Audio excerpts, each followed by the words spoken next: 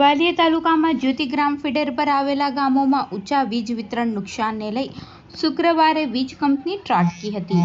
વાલિયા તાલુકાના જે.જી.વાય ફીડરો પર T&D લોસને લઈ વીજ ચોરી પકડી પાડવા દરોડા પાડવામાં આવ્યા હતા.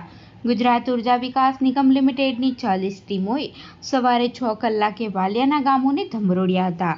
તાલુકાના ગુંદિયા જે.જી.વાય ડેહલી, ત્રોણા, ભમાડિયા અને જે.જી.વાય ડેસાડ, સોડગામ, વિઠ્ઠલગામ, ઉમરગામ તેમજ ભમાડિયા તેમજ વાલિયા ટાઉનમાં તપાસ હાથ ધરાઈ હતી.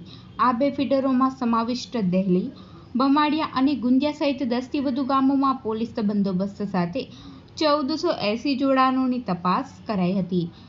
બપોરે 12 કલાક સુધી ચાલેલા વીજ ચેકિંગમાં 93 જોડાણમાંથી ગેરરીતિ ઝડપાઈ હતી.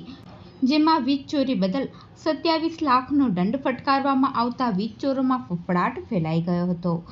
જેવી માહિતી આજે સાંજના અરસામાં સામે આવી હતી.